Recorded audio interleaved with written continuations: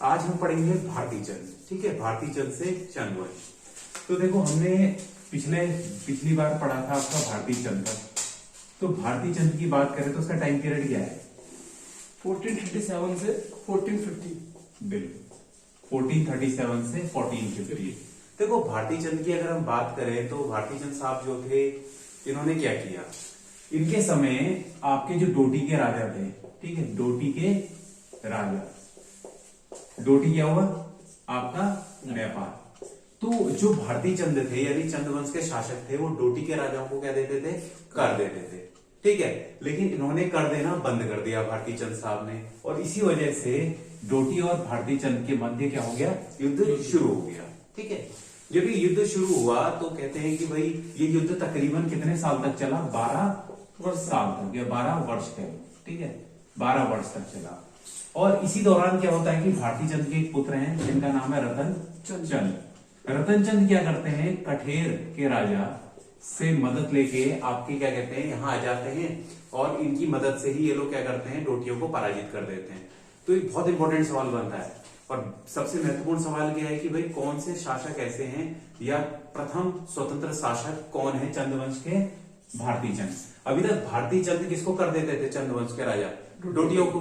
ठीक है, आप किसको देंगे, अब डोटी लोग किसको देने लग गए, भारती चंद को। तो भारती चंद प्रथम स्वतंत्र शासक है। इन्होंने अपने जीवन काल में ही अपनी राजगद्दी किसे दे दी, अपने बेटे रतन चंद को दे दी। ठीक है, तो उसके बाद आपके शासक बन जाते हैं रतन चंद। लेकिन भारती चंद के समय एक बहुत इंपॉर्टेंट वर्ड आता है, नायक शब्द। ठीक है, अब नायक क्या है, एक नायक वर्ड आएगा, एक आएगा कट काली। ठीक है, नायक जो है, अब नायक वर्ड क्या है मैं इसके बारे में बताता हूं। भारती चंद के समय क्या हुआ कि भाई आपका क्या कहते हैं, जो अफसर थे, फौजी अफसर, वो स्त्रियों को बिना शादी के या बिना विवाह के अपने साथ कहां रखने लग गए, अपने घरों में। ठीक है, तो उनसे जो उत्पन्न संतानें हुई उन्हें नायक कहा गया, और जो जिन स्त्रियों को अपने साथ रखते थे वो कहलाई आपकी कटकाली। ठीक है, कटकली या काटकाली, ये वर्ड यूज होता है। ठीक है, तो ये आपका भारती चंद क्लियर होता है। फिर उसके बाद हम बात करते हैं किसकी, रतन चंद की।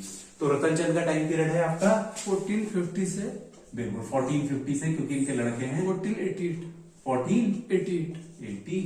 ठीक है, अब देखो रतन चंद साहब भी काफी इंपॉर्टेंट राजा हैं। ठीक है, अगर हम रतन चंद की बात करें तो रतन चंद साहब जो हैं, इन्होंने एक भूमि बंदोबस्त किया, यानी आपका क्या कहते हैं, इस क्षेत्र का क्या किया, भूमि बंदोबस्त किया। ठीक है, फिर कहते हैं इन्हीं के समय, जैसे अगर हम एक बात करें कि जैसे डोटी के राजा रैका राजा कहलाते थे। डोटी के राजा क्या कहलाते थे, रैका राजा। और जो उनके जो छोटे भाई लोग थे वो मल्लशाही के नाम से जाने जाते थे, और बम शासक के नाम से वो पिथौरागढ़ क्षेत्र यानी सौर क्षेत्र पर राज किया करते थे। तो इसी दौरान क्या होता है कि एक व्यक्ति जो आपका मल्लशाही खानदान का है, नागमल्ल, वो क्या करेगा, रतन चंद के कार्यकाल में आक्रमण करेगा, और रतन चंद इसे पराजित कर देते हैं नागमल साहब को। ठीक है, ये बड़ा इंपॉर्टेंट है। और साथ ही साथ रतन चंद के समय सौर क्षेत्र जीत लिया जाएगा, सौर क्षेत्र को क्या कर लिया जाएगा, जीत लिया जाएगा। ठीक है, अब इसके बाद क्या होता है कि जो रतन चंद है वो बाकी क्षेत्रों के जो राजा थे, मतलब पिथौरागढ़ क्षेत्र में और भी राजा थे काफी सारे, तो मतलब जैसे सौर घाटी में कई सारे राजा थे अलग अलग क्षेत्रों के, उनको भी टाइट करते हैं थोड़ा, और उनसे भी कर लेते हैं। मतलब पहले तो उनको धमकाते हैं, वो लोग नहीं मानते हैं, फिर बाद में वो लोग संधि करते हैं और कहते हैं कर देना शुरू करते हैं, नियत करते हैं। तो वो राजा कौन कौन थे, जैसे जुमला के राजा थे, कौन थे, जगन्नाथ भट्ट। ठीक है, फिर उसके बाद बजान के राजा थे आपके खड़कू सिंह महर। ठीक है, फिर आपके जो थल के राजा हैं वो हैं सूर सिंह महर। ठीक है, इन जो 3 राजा थे उस क्षेत्र के, ये तीनों कलेक्टिवली मिलकर क्या करते हैं कि क्या कहते हैं, कर देना नियत करते हैं, यानी कर देना तय करते हैं। और कर में क्या क्या देंगे, 5 चीजें कर में देने की बात करते हैं। पहली चीज है क्या है आपकी, कस्तूरी मृग। ठीक है, आपका फिर उसके बाद है तरकश क्या होता है, तीरों से भरा हुआ तरकश। फिर आपका एक कमान आशु है। ठीक है, कमान है, और आपका क्या कहते हैं, नेक्स्ट है लास्ट है बाज। यानी ये 5 चीजें ये तय करते हैं कि हम कर के रूप में देंगे। ठीक है, ये इतनी बात क्लियर हुई? इसमें कोई और पॉइंट छूट रहा है? नहीं। अब देखो इसमें क्या कहते हैं, इसके इसी मतलब एक बम शासकों के समय आपके एक जैदा किराल नाम के व्यक्ति हैं, ठीक है, मतलब राजस्व अधिकारी मान सकते हो उन्हें, बम राजा जो सौर घाटी में राज करते थे, जिनकी मैंने बात करी अभी। तो बम शासक जो थे उसमें क्या कहते हैं, उनके दरबार में था एक श्री जैदा किराल, ठीक है, ये राजस्व अधिकारी था। इसने सौर घाटी में या उस क्षेत्र में भूमि बंदोबस्त किया, लेकिन लोगों को ये बात पसंद नहीं आई और लोगों ने क्या किया, एक अफवाह उड़वाई कि भाई श्री जैदा किराल साहब तो मृत्यु को प्राप्त हो गए। तो उन्होंने उनकी पत्नी को कहा कि आप सती हो जाएं और साथ में वो सारे कागज लेके सती हो जाएं, यानी जो राजस्व के कागज थे या पेपर बनाए गए थे जिसके तहत लोगों को अपनी भूमि से क्या देना था, लगान देना था, ठीक है, या क्या कहते हैं कर देना था। तो वो उनकी पत्नी जो होती है वो आपके उन कागजों के साथ ही क्या हो जाती है, सती हो जाती है। तो श्री जैदा किराल साहब किसके दरबार में थे, बम शासकों के, जिनकी हमने पहले चर्चा की, ठीक है। अब देखो इसके बाद हम बात करते हैं, इसके बाद आपके कौन से शासक आएंगे, राजा कीर्तिचंद। बिल्कुल इंपॉर्टेंट राजा है, बहुत ज्यादा इंपॉर्टेंट राजा है आपके, और क्या नाम है का, कीर्ति चंद, ठीक है, कीर्ति चंद। इनका टाइम पीरियड है आपका 1488 से बिल्कुल 1503 1503, ठीक है। देखो कीर्ति चंद को सबसे प्रतापी शासक माना जाता है अब तक का। इन्होंने बहुत सारे क्षेत्र जीते, जैसे पाली पछाऊ का, बारामंडल, कई क्षेत्र जीते, फलदा कोट जीता। कहते फलदा कोट में इन्होंने क्या कहते हैं, कत्लेआम भी मचाया, ठीक है। और अगर हम बात करें इनके दरबार में बहुत इंपॉर्टेंट आदमी है जिनका नाम है नागनाथ सिद्ध। नागनाथ सिद्ध बाबा इनके दरबार में आते हैं। किस्सा इस प्रकार है कि डोटी की सेना जो थी वो आक्रमण के लिए तैयार हो जाती है। डोटी की सेना आक्रमण करने लगती है, तो उसी समय राजा के दरबार में नागनाथ सिद्ध साहब आते हैं, कहाँ, चंपावत में, ठीक है। तो वो कहते हैं कि भाई तुम एक चाबुक लो और अपने सेनापति को दो, तुम मत जाओ, ये उसको वैसे ही पराजित कर देगा। और होता भी ऐसा है कि सेनापति ही पराजित कर देता है और कीर्ति चंद को जाने की जरूरत ही नहीं पड़ती। तो नागनाथ सिद्ध को प्रधान सलाहकार के रूप में रखा जाता है, नियुक्त किया जाता है इनके दरबार में। फिर अगर हम बात करें, ठीक है, इसके बाद आप क्या कहते हैं, इन्हीं के संबंध में एक बात है, इन्होंने जसपुर के पास, जसपुर आपका कहां पड़ता है, उधम सिंह नगर में, जसपुर के पास एक क्या कहते हैं कस्बा बसाया जिसका नाम है कीर्तिपुर, ठीक है, कीर्तिपुर, ठीक है, कीर्तिपुर नामक एक कस्बा बसाया जसपुर के पास, ठीक है। फिर उसके बाद अगर हम बात करें नेक्स्ट शासक कौन है, माणिकचंद, ठीक है।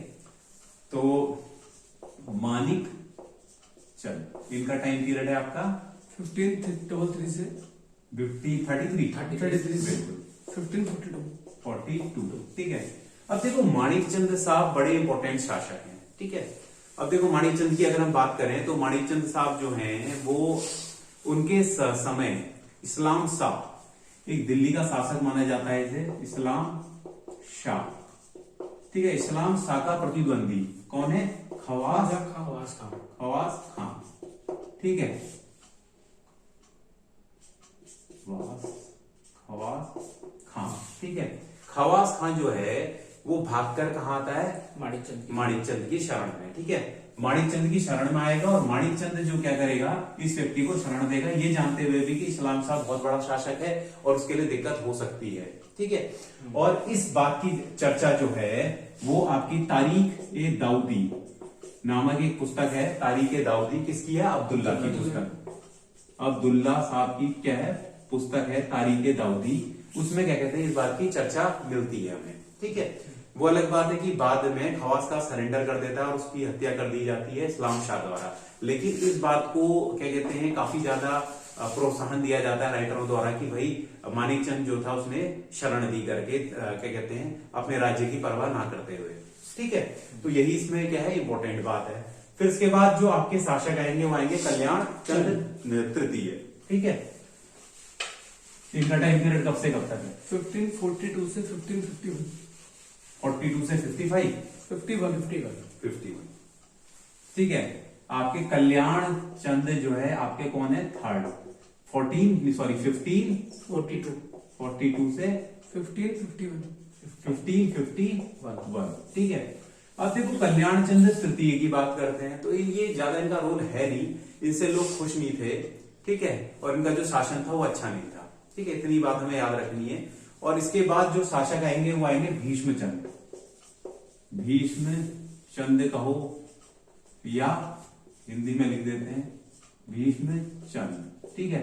इनका जो टाइम पीरियड है वो कब से कब तक है? 1555 से 1555 से 60, 1560। बिल्कुल 1560, ठीक है। भीष्मचंद्र साहब की अगर हम बात करें तो भीष्मचंद्र के साहब के समय दो तीन बातें बड़ी इंपॉर्टेंट है। पहली बात, इन्होंने आलमनगर नगर बसाया। आलमनगर आज का क्या है? अल्मोड़ा है। पहली बात इंपॉर्टेंट बात है। दूसरी इंपॉर्टेंट बात है, इन्होंने खगमरा का किला बनाया, जिसे अपना महल भी बनाया उन्होंने। और खगमरा का किला कहाँ है आपका? अल्मोड़ा में, ठीक है। तीसरी महत्वपूर्ण बात है, इनकी हत्या एक खस सरदार गजवा ठिंगा ने की, ठीक है। गजवा ठिंगा ने इनकी हत्या करी, फिर उसकी जो क्या कहते हैं हत्या की गई वो कल्याण चंद्र द्वारा की गई, ठीक है। और इनके अपनी कोई संतान नहीं थी, इसीलिए इन्होंने ताराचंद के बेटे बालो कल्याण चंद्र ने उनके लड़के किसको? बालो कल्याण चंद्र को क्या लिया? गोद लिया, ठीक है। तो यहाँ पे कितनी बातें इंपॉर्टेंट हुई भीष्मचंद्र के संबंध में। अगर हम बात करें भीष्मचंद्र की, तो भीष्मचंद्र ने आलमनगर बसाया जो आज का अल्मोड़ा है। दूसरी बात, खगमरा का किला बनाया।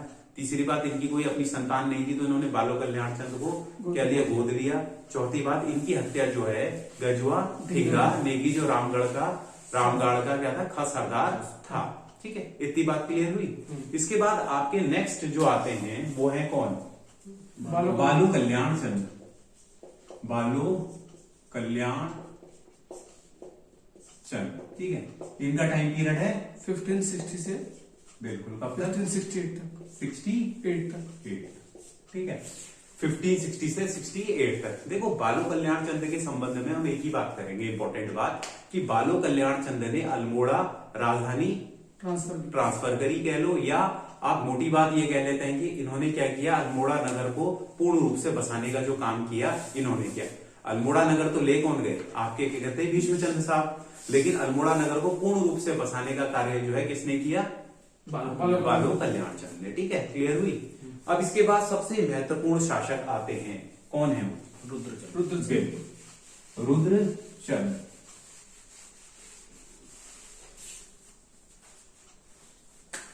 अब आएंगे आपके रुद्रचंद्र, ठीक है। रुद्रचंद्र का टाइम पीरियड है 1560 से, नहीं सॉरी 1568 से 1568 से 97, ठीक है।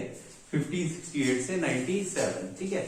अगर हम बात करें जो आपके बालो कल्याण चंद्र के पुत्र हैं आपके कौन? रुद्रचंद, ठीक है। रुद्रचंद की अगर हम बात करें तो रुद्रचंद साहब ने बहुत कार्य किए। अब मैं रुद्रचंद साहब के बारे में जो मुख्य बातें हैं वो बताते हुए चलता हूं आपको। कहते हैं कि एक सरदार था जिसका नाम था हुसैन खान टुकड़िया। क्या नाम था? हुसैन खान टुकड़िया, बिल्कुल। हुसैन खान टुकड़िया जो था, अगर हम उसकी बात करें तो हुसैन खान टुकड़िया साहब ने मतलब पहले कई जगहों पर पोस्टेड रहे, है नहीं है। बाद में वो आपके इस क्षेत्र में भी आते हैं, है नहीं है। कहते हैं उनका नाम टुकड़िया इसलिए पड़ा क्योंकि उन्होंने गलती से एक हिंदू को क्या कर दिया था? सलाम कर दिया था। तो उन्होंने कहा कि अब जितने हिंदू हैं वो सारे के सारे क्या करेंगे? क्या कहते हैं? कपड़े का टुकड़ा अपने कंधे पर लगाएंगे, जिससे मुझे पता चल जाएगी हिंदू है या मुस्लिम है। तो इसीलिए उनका नाम पड़ गया हुसैन खान टुकड़िया। तो हुसैन खान टुकड़िया ने तराई क्षेत्र पर आक्रमण किया, यानी पहाड़ी क्षेत्र पर आक्रमण किया, ठीक है। और उसके बाद उन्होंने 1575 में दूसरा आक्रमण भी किया। कहते हैं इसकी खबर जब क्या कहते हैं किसको पता चलती है? अकबर को, यानी मुगल शासक को। कहते हैं कि रुद्रचंद और अकबर समकालीन थे।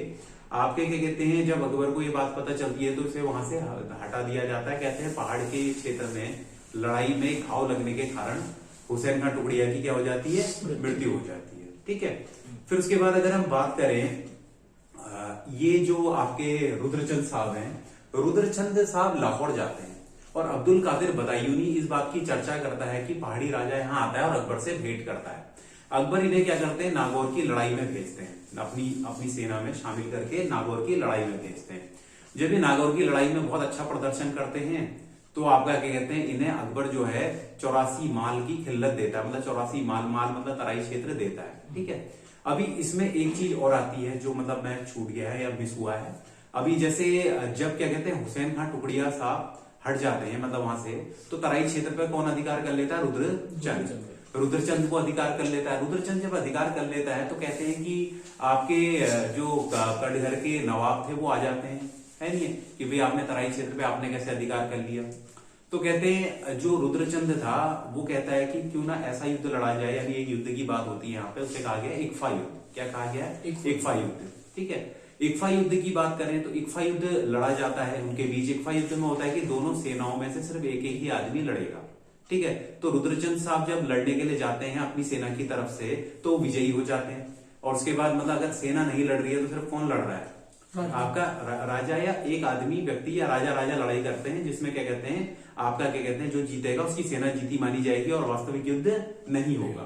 तो कौन जीतता है? आपका रुद्रचंद साहब। उसके बाद रुद्रचंद लाहौर जाते हैं, वहां से अब्दुल कादिर बदायूनी साहब बताते हैं कि ये लाहौर आए थे। फिर अकबर उन्हें नागौर के युद्ध में भी भेजता है नहीं है? और नागौर के युद्ध से वो जब जीत के आते हैं तो उन्हें 84 माल की खिल्लत दी जाती है आपके अकबर द्वारा। कहते हैं कि अकबर मतलब जो बीरबल थे, बीरबल जो थे इन्होंने उन्हें पुरोहित नियुक्त किया और दीपचंद के समय तक बीरबल के वंशज जो थे वो दस्तूर लेने आते रहते थे। ठीक है, फिर उसके बाद अगर हम बात करें जो उसके बाद नेक्स्ट पॉइंट क्या है बताओ? रुद्रपुर नगर बसाया। बिल्कुल, देखो ये इंपॉर्टेंट है, बहुत आसान सवाल है। इन्होंने क्या बसाया? आपका रुद्रपुर नगर बसाया। ठीक है, आपका रुद्रपुर नगर बसाया। ठीक है, अब देखो रुद्रपुर नगर बसाया तो आपको पता ही है। फिर उसके बाद नेक्स्ट पॉइंट पढ़ेंगे आप मल्ला महल। बिल्कुल, जब ये लौटते हैं कहां से? दिल्ली से। नागौर की लड़ाई की। बिल्कुल, दिल्ली से या मतलब अकबर के से मिल मुल के जब ये नागौर की लड़ाई से वापस आते हैं तो अल्मोड़ा में मल्ला महल किले का क्या करेंगे? निर्माण करेंगे। ठीक है, उसके बाद अगर हम बात करें तो आपका इनके जो एक इंपॉर्टेंट पॉइंट आता है कि इन्होंने इनके समय जो है संस्कृत ग्रंथों की भी रचना हुई।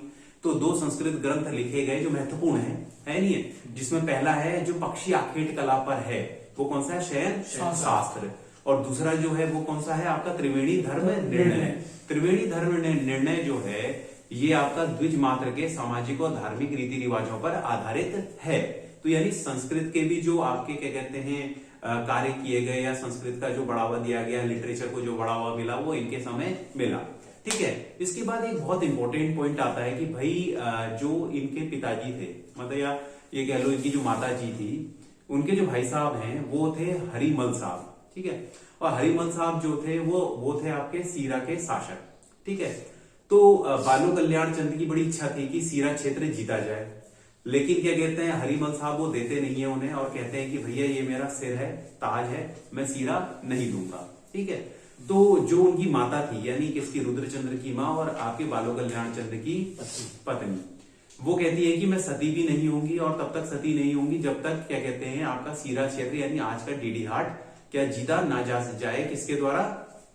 रुद्रचंद द्वारा। तो रुद्रचंद को कोई बताता है कि भाई पुरुषपंत रहे, कराऊ के पुरुषपंत रहे, बिंदुराज ब्राह्मण के लड़के बहुत काबिल हैं, आप उनको कहां भेजो? सीरा जीतने के लिए भेजो। तो पुरुषपंत को अपना सेनापति बना के सीरा जीतने के लिए भेजा जाता है। ठीक है, और पुरुषपंत साहब जो हैं काफी काबिल आदमी हैं और वो क्या करते हैं कि जो आपका सीरा है वो क्षेत्र जीत लेते हैं। ठीक है, तो ये बहुत इंपॉर्टेंट पॉइंट है कि भाई किसके समय सीरा को जीता गया? तो किसके समय जीता गया? रुद्रचंद के समय। ठीक है, अब दूसरी इंपॉर्टेंट बात आती है, इसके बाद माना जाता है कि बधानगढ़ जो आपका क्या कहते हैं पाली के क्षेत्र में पड़ता होगा, तो वहां पे क्या कहते हैं इनको भेजा जाता है पुरुषपंत को कि आप जाके क्या करो, पाली के मतलब क्या कहते हैं बधानगढ़ को जीतो। तो कहते हैं कि बधानगढ़ वाले क्षेत्र पे आपका जो अंतिम कत्यूरी शासक था सुकाल देव राज कर रहा था। ठीक है, अब सुकाल देव जब राज करता है तो सुकाल देव की अगर हम बात करें तो जो आपके वहां जो गढ़वाली शासक था वो था दुलाराय शाह। तो पुरुषपंत को भेजा जाता है वहां युद्ध के लिए, लेकिन पुरुषपंत मारे जाते हैं। पटियारों द्वारा पुरुषपंत की हत्या कर दी जाती है। उसके बाद आपका जो कौन है आपके रुद्रचंद साहब स्वयं जाते हैं और स्वयं जाके किसको? आपके सुकाल देव को पकड़ के लाते हैं। जब सुकाल देव को पकड़ के लाया जाता है तो सुकाल देव के एक मित्र होते हैं जो रुद्रचंद के दरबार में होते हैं, जिनका नाम होता है रातू बोरा। ठीक है, रातू बोरा कहते हैं कि भाई इसको मार के क्या फायदा है, आप इससे क्या करो 19,000 टका या 240 बंधुआ मजदूर आप इससे ले लो, ये 6 महीने के अंतर्गत उसे हाजिर कर देगा और इसको मत मारो। तो कहते हैं कि सुकाल देव को छोड़ दिया जाता है और रातू बोरा की बात मान के। लेकिन होता क्या है 6 महीने जब बीतते हैं तो आपका क्या कहते हैं, राजा रातू गोरा को कहता है कि भाई जाओ बोलो सुकालदेव को, यानी बधानगढ़ के शासक को, कि वो हाँ मतलब क्या कहते हैं ये चीजें मुझे सौंपे, लेकिन वो सौंपता नहीं है। ठीक है, तब रातू गोरा क्या करता है, एक झूठा मतलब एक प्लान बनाता है, जिसके तहत वो कहता है कि मैंने अपनी लड़की मार दी, मुझे बड़ा मतलब क्या कहते हैं गिल्टी फील हो रहा है इस वजह से, है नहीं। और वहां से क्या कहते हैं निकल के कहाँ चला जाता है, बधानगढ़, और बधानगढ़ में सुकालदेव को उकसाता है कि रुद्रचंद के खिलाफ लड़ाई करे। बाद में पता चलता है कि उसकी लड़की तो जिंदा है, उसने तो झूठ मूठ का नाटक किया था। तो रुद्रचंद जाता है और दोनों को क्या करेगा, बंदी बना के ले आता है और उनकी हत्या कर देता है। ठीक है, तो आपके जो नॉर्मली अगर हम बात करें तो रुद्रचंद साहब बहुत इंपॉर्टेंट शासक हैं, और रुद्रचंद की अगर हम बात करें तो रुद्रचंद साहब जो हैं वो आपके क्या कहते हैं सबसे प्रतापी शासक हैं। संस्कृत का भी काफी कार्य हुआ है इनके समय, लिटरेचर भी बड़ा है। और एक और इम्पोर्टेंट बात करें तो वो है कि भाई ये अकबर के समकालीन हैं।